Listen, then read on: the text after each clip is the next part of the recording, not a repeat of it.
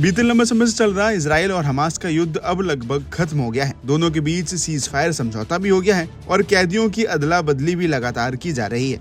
इसी कड़ी में अब भले ही इजराइल चैन की सांस लेने लगा हो, लेकिन इजराइल और वहां के पीएम बेंजामिन नेतन्याहू की मुश्किलें कम होना अब काफी मुश्किल है। ऐसा इसलिए क्योंकि अब एक बार फिर इजराइल पर ईरान के द्वारा हमला करने का खतरा मंडराने लगा है। दरअसल खबर है कि ईरान लगातार पिछले कई दिनों से अपनी ताकतों को बढ़ा रहा है और लगातार इजराइल को डराने के लिए युद्ध अभ्यास के वीडियो भी शेयर कर रहा है। इसके साथ ही दोनों ही देशों से बयानबाजी का दौर भी जारी है। लेकिन ऐसे में हाल ही में ईरानी सेना के एक जनरल ने एक ऐसा बयान दे दिया है जिसे साफ तौर पर ईरान की इजराइल को सीधी धमकी के तौर पर देखा जा सकता है।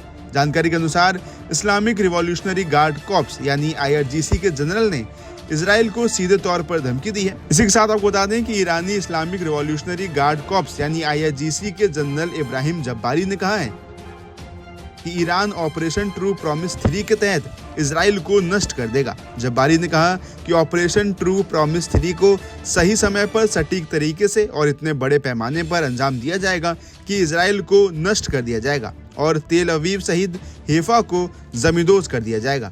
वहीं ईरानी जनरल की धमकी पर इजराइल की भी प्रतिक्रिया सामने आई है। इजराइल के विदेश मंत्री ने इस धमकी का कड़ा जवाब देते हुए कहा है कि अगर यहूदी लोगों ने इतिहास से कुछ सीखा है तो वो ये है कि अगर आपका दुश्मन कहता है उसका उद्देश्य आपको नष्ट करना है तो उसे मानना चाहिए कि हम भी पूरी तरह से तैयार हैं। बता दें कि IRGC की तरफ से इस हफ्ते में दी गई ये तीसरी धमकी है। जानकारी के अनुसार हाल के दिनों में ईरान लगातार इजराइल को धमकी दे रहा है। इससे पहले IRGC के डिप्टी कमांडर ब्रिगेडियर जनरल और एयरफोर्स के कमांडर ब्रिगेडियर जनरल ने भी इस तरह की धमकियां दी थी। उन्होंने धमकी देते हुए कहा था कि इजराइल का विनाश करीब है और अब अमेरिका इसमें कुछ नहीं कर सकता है। ईरान की ताकत के सामने अमेरिका शक्तिहीन है, उनका हाथ ट्रिगर पर है और अब ईरान शासन को खत्म कर देगा। वहीं इसी के साथ इन सबसे अलग ईरान लगातार अपनी सैन्य शक्तियों को बढ़ा रहा है। इसी कड़ी में ईरान ने हाल के दिनों में मिसाइल उत्पादन में जबरदस्त वृद्धि भी की है। ईरान को चीन से 1000 टन रॉकेट ईंधन की खेप भी मिली है।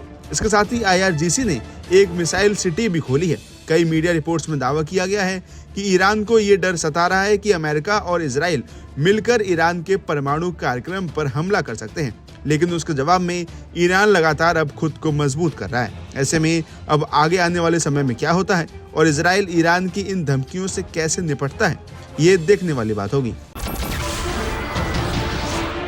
नमस्कार, मैं हूं मानक गुप्ता।